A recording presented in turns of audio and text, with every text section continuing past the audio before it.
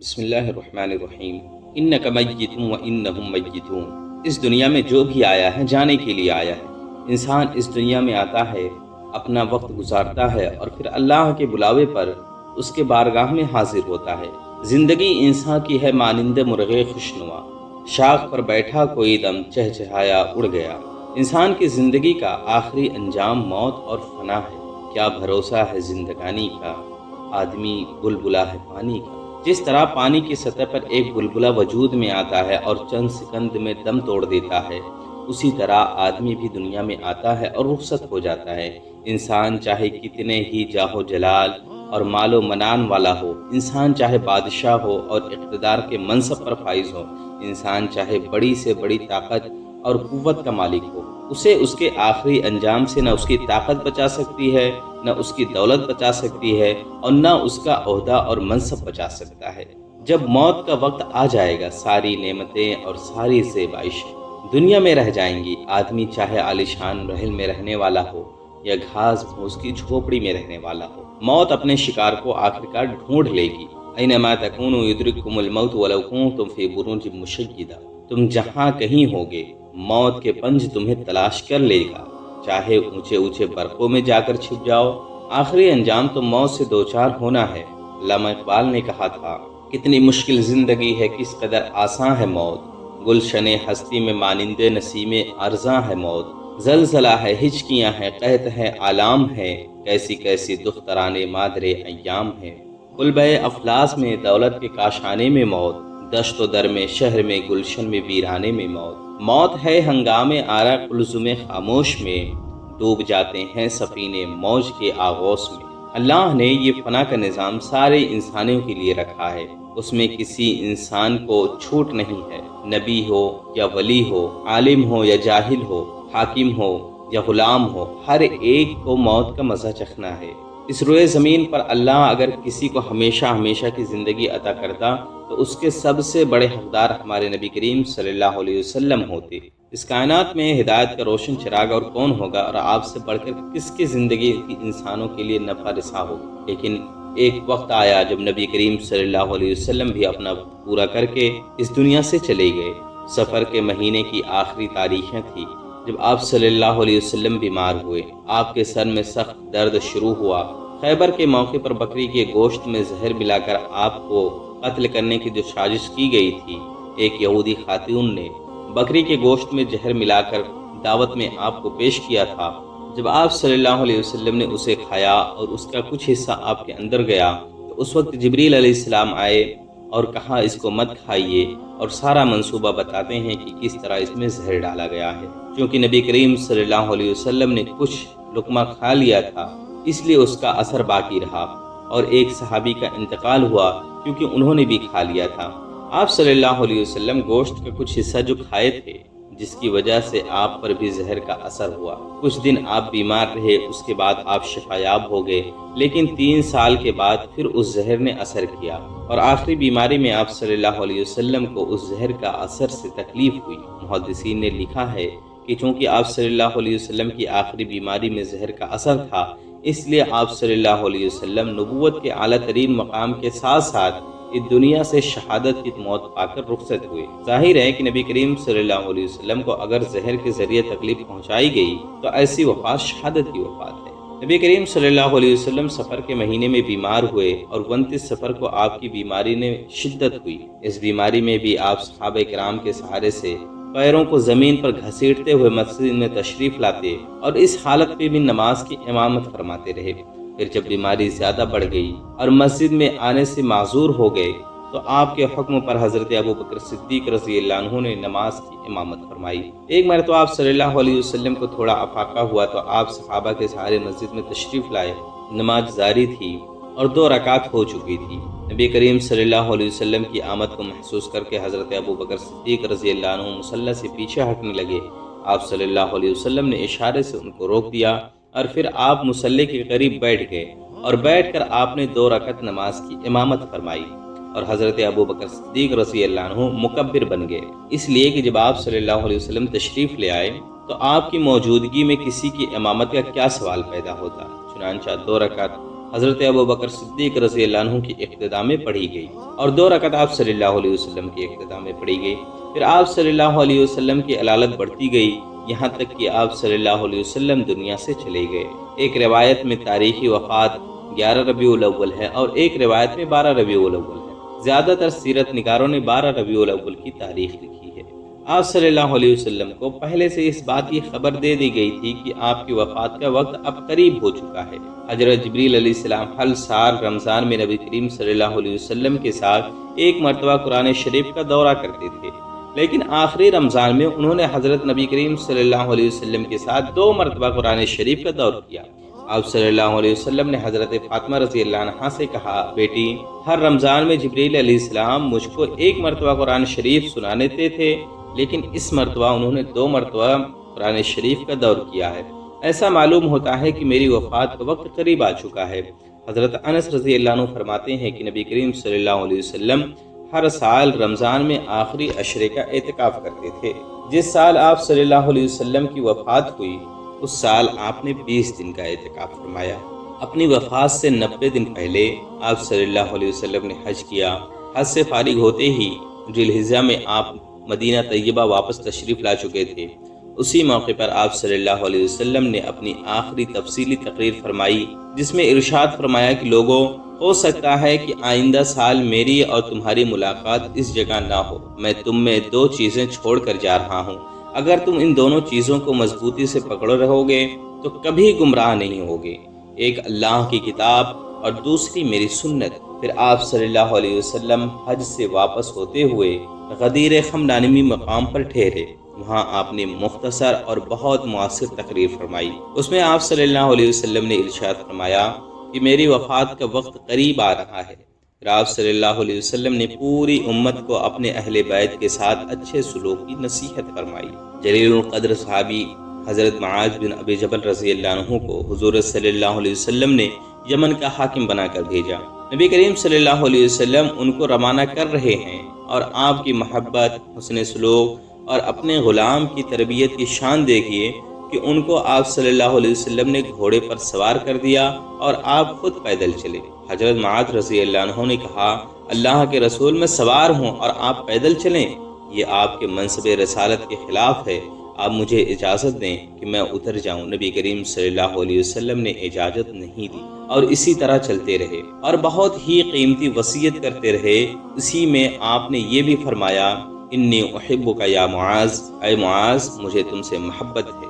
حضرت معاذ رضی اللہ عنہ یہ سن کر رو پڑے کہ نبی کریم صلی اللہ علیہ وسلم نے فرمایا کہ اے معاذ، جب تم یمن سے واپس لوٹ کر آؤ گے تو مجھ سے ملاقات نہیں ہوگی، تم میری مسجد اور میری قبر کی زیارت کرو گے۔ اتنا سننا تھا کہ حضرت معاذ ابن جبل رضی اللہ عنہ پھوٹ پھوٹ کر رو پڑے۔ اس موقع پر آپ صلی اللہ علیہ وسلم نے ان سے فرمایا، اگر تم سے ہو سکے تو ہر نماز کے بعد یہ دعا پڑھ لینا، اللہم اعنی علی ذکرک و شکرک و حسن عبادتک۔ نبی کریم صلی اللہ علیہ وسلم حضرت معاذ رضی اللہ عنہ کو رخصت کر رہے تھے اور فرما رہے ہیں کہ جب تم یمن سے واپس لوٹ کر آؤ تو مجھ سے ملاقات نہیں ہوگی، تم میری مسجد اور میری قبر کی زیارت کرو گے۔ اللہ اکبر۔ اپنے ایک غلام اور جانثار سے یہ بات کہنا اور پھر وصیت فرمانا کیسی شفقت اور محبت کا معاملہ ہے۔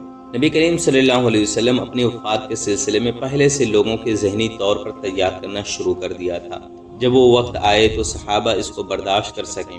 صحابہ کرام کی جماعت نبی کریم صلی اللہ علیہ وسلم سے محبت کرنے والی وہ جماعت ہے، نبی کریم صلی اللہ علیہ وسلم جن کی محبت کے مقابلے میں کوئی دوسری محبت پیش نہیں کی جا سکتی، اللہ کے وہ پاکیزہ بندے جنہیں اللہ نے اپنی آخری پیغمبر کی رفاقت اور صحبت کے لیے منتخب فرمایا۔ صحابہ کرام وہ مبارک ہستیاں ہیں جن کے دل پاکیزہ تھے اور جن کے علوم میں گہرائی تھی اور جو اعمال پر استقامت کے ساتھ جمے ہوئے تھے، جن کے دلوں کو فیضان نبوت نے منور کر دیا تھا اور جن کے بارے میں قرآن نے کہا، رضی اللہ عنہم ورضوا عنہ، اللہ ان سے راضی ہو گیا اور وہ اللہ سے راضی ہو گئے۔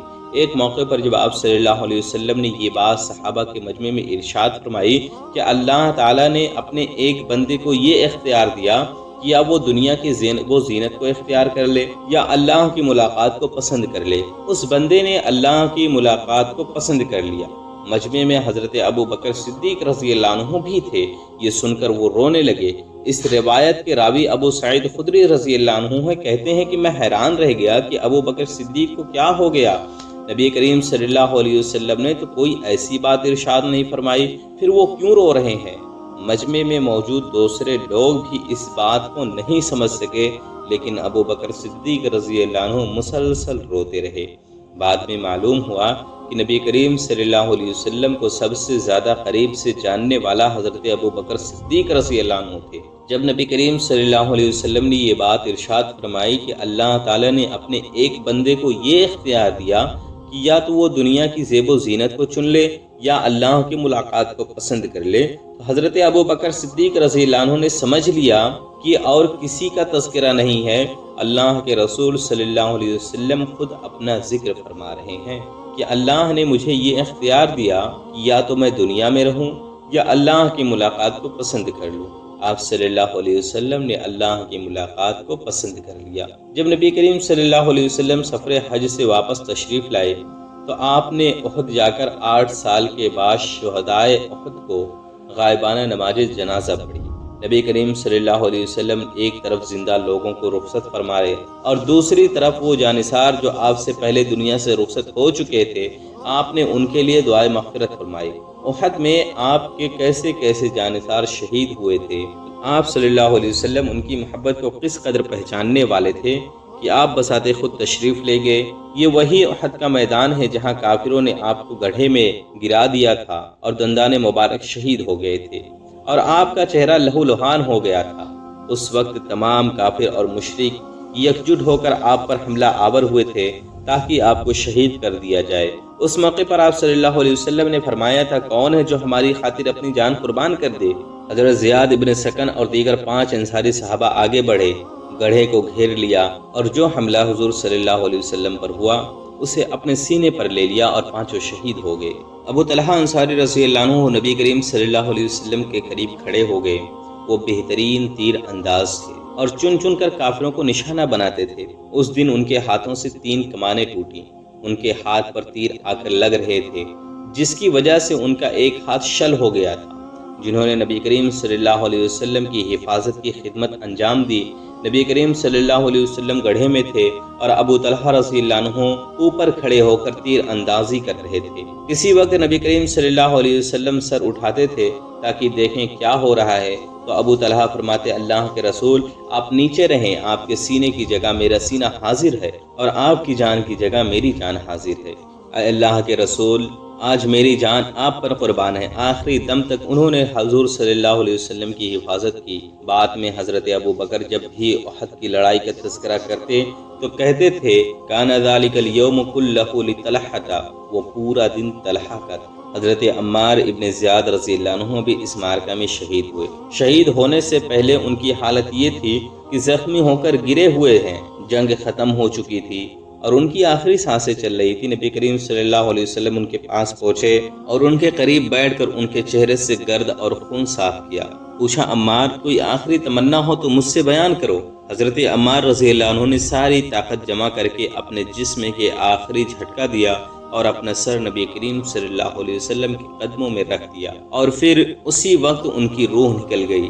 گویا انہوں نے بتایا کہ اگر عمار کی کوئی آخری تمنا ہے تو وہ یہ ہے کہ ان کی جان اس حالت میں نکلے کہ سر آپ کے قدموں میں رہے۔ نبی کریم صلی اللہ علیہ وسلم کے خادم حضرت انس رضی اللہ عنہ کہتے ہیں کہ میرے چچا حضرت انس ابن نضر کسی وجہ سے غزوہ بدر میں شریک نہیں ہو پائے تھے۔ وہ اپنے آپ کو ملامت کرتے تھے اور اسلام اور کفر کے درمیان لڑی جانے والی پہلی لڑائی میں تو شریک نہیں ہوا۔ وہ دعا کرتے تھے کہ اے اللہ، اگر کوئی جنگ ہو اسلام اور کفر کے درمیان لڑی جائے تو آپ دیکھیں گے کہ میں کیسے آپ کے دین پر اپنی جان قربان کرتا ہوں۔ چنانچہ غزوہ احد میں وہ بہادری کے ساتھ دشمنوں کی اگلی صفوں میں جا کر لڑے۔ انہوں نے اتنے زخم کھائے کہ جب ان کی شہادت ہوئی تو پورا جسم زخموں سے چور تھا۔ ان کے جسم پر کل 80 زخم لگے ہوئے تھے، شکل تک پہچانی نہیں جاتی تھی۔ ان کی بہن نے انگلیوں کے پورے سے اپنے بھائی کی لاش کو پہچانا۔ اللہ اکبر، کیسی شجاعت اور بہادری ہے اور اللہ کے دین پر مر مٹنے کا کیسا جذبہ ہے۔ نبی کریم صلی اللہ علیہ وسلم ایسے جانثار صحابہ کے پاس تشریف لے گئے جو احد کے مدفون ہیں اور ان کی مغفرت کی دعا فرمائی اور پھر واپس تشریف لائے۔ بعض علماء نے لکھا ہے جس رات بیماری شروع ہونے والی تھی اس رات آپ صلی اللہ علیہ وسلم نے اپنے ایک خادم کو جگایا اور فرمایا کہ میں بقیع مدینہ منورہ کا قبرستان جانا چاہتا ہوں، تم بھی میرے ساتھ چلو۔ پھر آپ قبرستان تشریف لائے اور اپنے جانثاروں کو سلام کیا اور ارشاد فرمایا، اے قبر والوں، تم پر سلامتی ہو، تمہاری جو حالت ہے وہ مبارک حالت ہے، کاش تم جان لیتے جو پیچھے رہ گئے ہیں ان کی کیا حالت ہے، ان پر تاریک رات کے ٹکڑوں کی طرح ایک کے بعد ایک فتنے چلے آ رہے ہیں۔ انتم سلفنا ونحن بالاثر، تم ہم سے آگے بڑھ گئے اور ہم بھی پیچھے پیچھے چلے آ رہے ہیں۔ قبرستان سے آپ صلی اللہ علیہ وسلم واپس تشریف لائے تو سر میں درد شروع ہوا، یہیں سے بیماری کا آغاز ہوا۔ اس سے پہلے آپ صلی اللہ علیہ وسلم کبھی اتنے سخت بیمار نہیں ہوئے تھے۔ اس سے پہلے آپ صرف 2 مرتبہ بیمار ہوئے، پہلی مرتبہ سن 6 ہجری میں جب آپ کو بخار آیا اور پھر سن 7 ہجری میں جب آپ کو زہر ملا ہوا گوشت کھلایا گیا۔ اب جو آپ بیمار ہوئے تو اتنی شدت پیدا ہوئی کہ چلنا پھرنا دشوار ہو گیا۔ آپ صلی اللہ علیہ وسلم پر بار بار غشی طاری ہو جاتی تھی۔ اس وقت آپ صلی اللہ علیہ وسلم حضرت میمونہ رضی اللہ عنہا کے مکان پر تھے۔ آپ صلی اللہ علیہ وسلم کی یہ خواہش تھی کہ مجھے عائشہ کے یہاں منتقل کر دیا جائے۔ انصاف دیکھیے اور معاملات کی صفائی دیکھیے۔ آپ صلی اللہ علیہ وسلم نے اپنی تمام ازواج مطہرات کو جمع فرمایا اور ان سے فرمایا کہ میں سخت بیماری سے گزر رہا ہوں اور چاہتا ہوں کہ عائشہ کے یہاں قیام کروں، لیکن تمہاری اجازت کی ضرورت ہے۔ اگر تم لوگ اپنی اپنی باری چھوڑ دو تو میں عائشہ کے یہاں چلا آؤں۔ ازواج مطہرات نے کہا، خوشی سے اجازت ہے، آپ کی خوشی میں ہی ہماری خوشی ہے۔ چنانچہ آپ حضرت علی رضی اللہ عنہ اور ایک دوسرے صحابی کے سہارے حضرت عائشہ صدیقہ رضی اللہ عنہ کے مکان پر تشریف لائے۔ اس طرح آپ صلی اللہ علیہ وسلم کی زندگی کے آخری ایام حضرت عائشہ رضی اللہ عنہ کے حجرے میں گزرے اور انہی کے حجرے میں آپ کی وفات بھی ہوئی اور وہیں تدفین بھی ہوئے۔ نبی کریم صلی اللہ علیہ وسلم باحیات تھے اس وقت حضرت عائشہ صدیقہ رضی اللہ عنہ نے خواب دیکھا کہ آسمان پر 3 چاند ہیں۔ اچانک ان میں سے ایک چاند ٹوٹ کر حضرت عائشہ صدیقہ رضی اللہ عنہ کی گود میں آ کر گرا، پھر دوسرا آ کر، پھر تیسرا آ کر گرا۔ ان کے والد حضرت ابوبکر صدیق رضی اللہ عنہ خواب کی تعبیر بیان کرنے میں بڑی مہارت رکھتے تھے۔ حضرت عائشہ صدیقہ رضی اللہ عنہ اپنے والد کے پاس گئیں اور اپنا خواب بیان کیا۔ حضرت ابوبکر صدیق رضی اللہ عنہ نے خواب سنا لیکن کوئی تعبیر بیان نہیں کی۔ جب نبی کریم صلی اللہ علیہ وسلم دنیا سے چلے گئے اور حضرت عائشہ صدیقہ رضی اللہ عنہ کے حجرے میں آپ کی تدفین ہوئی تو ابوبکر صدیق رضی اللہ عنہ نے اپنی بیٹی سے کہا، عائشہ، تو نے خواب میں جو 3 چاند دیکھے تھے ان میں یہ پہلا چاند ہے جو تیرے حجرے میں دفن ہوا ہے اور یہ تینوں میں سب سے افضل ہے۔ ان کے علاوہ 2 چاند اور تیرے حجرے میں دفن ہونے والے ہیں۔ اپنی زندگی کے آخری ایام میں سخت بیماری کے باوجود نبی کریم صلی اللہ علیہ وسلم مسجد میں تشریف لاتے، نماز کی امامت کرتے اور پھر واپس چلے جاتے۔ ایک دن طبیعت زیادہ ناساز ہوئی، حضرت عائشہ صدیقہ رضی اللہ عنہ اور گھر کے لوگ حاضر تھے۔ نماز کا وقت ہوا، آپ صلی اللہ علیہ وسلم امامت کے لیے نکلنا چاہا تو آپ پر غشی طاری ہو گئی۔ تھوڑی دیر کے بعد جب آپ ہوش میں آئے تو آپ نے وضو یا غسل کیا، پھر نماز کے لیے نکلنا چاہا، دوبارہ غشی طاری ہو گئی۔ تیسری مرتبہ بھی ایسا ہی ہوا۔ جب نماز کا وقت تنگ ہو گیا تو آپ نے فرمایا، مرو ابا بکر فلیصلی بالناس، ابو بکر سے کہو کہ لوگوں کو نماز پڑھائے۔ لوگوں نے مشورہ دیا کہ وہ آپ کی غیر موجودگی میں مصلی پر کھڑے ہو کر نماز نہیں پڑھا سکتے، کھڑے ہو کر تو رونے لگ جائیں گے، ہو سکتا ہے بے ہوش ہو جائیں، آپ کسی اور کو نماز پڑھانے کے لیے کہہ دیجیے۔ آپ صلی اللہ علیہ وسلم نے سنا اور خاموش ہو گئے۔ پھر دوبارہ یہی بات ارشاد فرمائی، مرو ابا بکر فلیصلی بالناس، ابو بکر سے کہو کہ لوگوں کو نماز پڑھائے۔ حضرت عائشہ صدیقہ رضی اللہ عنہ اللہ کے رسول صلی اللہ علیہ وسلم سے کہتی ہیں، میرے والد بہت ہی نرم انسان ہیں، وہ آپ کی غیر موجودگی میں مصلی پر کھڑے نہ ہو کر نماز نہیں پڑھا سکتے، کھڑے ہو کر تو رونے لگ جائیں گے، آپ حضرت عمر کو نماز پڑھانے کے لیے کہہ دیجئے، وہ مضبوط دل ہیں۔ نبی کریم صلی اللہ علیہ وسلم پر جب اصرار بڑھا تو آپ صلی اللہ علیہ وسلم نے یہ بات ارشاد فرمائی کہ تم مجھے یہ مشورہ دیتے ہو کہ میں ابو بکر کے علاوہ کسی اور کو اپنے مصلی پر نماز پڑھانے کے لیے کہہ دوں، تو صاف سن لو کہ اللہ اس بات پر راضی نہیں کہ میری زندگی میں میرے مصلی پر ابو بکر کے علاوہ کوئی اور کھڑا ہو چنانچہ حضرت ابو بکر رضی اللہ عنہ نے نبی کریم صلی اللہ علیہ وسلم کی حیات طیبہ میں 17 نمازوں کی امامت فرمائی۔ دراصل یہ اشارہ بھی تھا کہ نبی کریم صلی اللہ علیہ وسلم کے بعد خلافت کی ذمہ داری حضرت ابو بکر صدیق رضی اللہ عنہ پر آئے گی اور مسلمانوں کے معاملات کے امین وہی ہوں گے۔ اپنی وفات سے 5 دن پہلے نبی کریم صلی اللہ علیہ وسلم مسجد میں تشریف لائے۔ آپ اس حالت میں منبر پر جلوہ افروز ہوئے کہ ایک سیاہ چادر آپ کے اوپر تھی جس سے پورا جسم ڈھکا ہوا تھا اور سر پر درد کی شدت کی وجہ سے پٹی بدھی ہوئی تھی۔ آپ نے مختصر تقریر فرمائی۔ اس کے اخیر میں آپ نے فرمایا کہ اگر مجھ سے کسی کو تکلیف پہنچی ہو تو وہ آ کے مجھ سے بدلہ لے لے، اگر کسی کی امانت میرے ذمہ ہو تو وہ مجھ سے وصول کر لے، کسی کا کوئی مالی حق باقی ہو تو وہ بھی لے لے۔ میں نہیں چاہتا کہ اللہ سے اس حالت میں ملوں کہ کسی کا کوئی حق مجھ پر باقی ہو۔ صحابہ کرام یہ سن کر ششدر رہ گئے۔ اتنے میں ایک صحابی کھڑے ہوئے اور کہا، اللہ کے رسول، میرے 3 درہم آپ کے ذمہ باقی ہیں۔ ایک مرتبہ ایک سائل آیا تھا، اس وقت آپ کے پاس کچھ نہیں تھا تو آپ نے مجھ سے کہا کہ اسے دے دو۔ میں نے اس سائل کو 3 درہم دیے تھے۔ نبی کریم صلی اللہ علیہ وسلم نے حضرت فضل رضی اللہ عنہ سے کہا کہ انہیں 3 درہم ادا کر دو۔ اس کے بعد نبی کریم صلی اللہ علیہ وسلم اپنے حجرہ میں تشریف لے گئے۔ پھر دوبارہ مسجد جانے کی نوبت نہیں آئی اور بقیہ نمازیں اپنے ہی حجرے میں ادا کی۔ آخری دن فجر کے وقت آپ صلی اللہ علیہ وسلم کی طبیعت کچھ زیادہ ہی خراب ہو گئی۔ اس دن آپ صلی اللہ علیہ وسلم نے فجر کے وقت اپنے حجرے کا پردہ ہٹایا۔ صحابہ کرام رضوان اللہ علیہ مجمعین نماز پڑھ رہے تھے۔ ان کو دیکھ کر آپ صلی اللہ علیہ وسلم مسکرائے، گویا اپنی ساری زندگی کی محنت کا نتیجہ دیکھ کر مسرور ہو رہے ہیں۔ صحابہ کرام نے محسوس کیا کہ نبی کریم صلی اللہ علیہ وسلم انہیں دیکھ رہے ہیں اور شاید تشریف لانا چاہتے ہیں، تو ان کی کیفیت یہ ہو گئی کہ قریب تھا کہ وہ نماز توڑ دیں۔ حضرت انس رضی اللہ عنہ فرماتے ہیں کہ اس وقت آپ صلی اللہ علیہ وسلم کے چہرہ قرآن کا کوئی ورق محسوس ہوتا تھا۔ آپ کے چہرے پر ایسا نور تھا۔ یہ آخری موقع تھا جب لوگوں نے آپ صلی اللہ علیہ وسلم کو دیکھا اور پھر اسی دن آپ صلی اللہ علیہ وسلم دنیا سے تشریف لے گئے۔ نبی کریم صلی اللہ علیہ وسلم کی وفات کائنات انسانی کا سب سے بڑا سانحہ ہے۔ اس کائنات میں اس سے بڑھ کر اور کوئی سانحہ پیش نہیں آیا۔ جب اس کائنات انسانی سے ہدایت کا امام رخصت ہوا، اللہ تعالی ہمیں ان کی سنتوں پر عمل کرنے کی توفیق عطا فرمائے۔ وآخر دعوانا ان الحمد للہ رب العالمین۔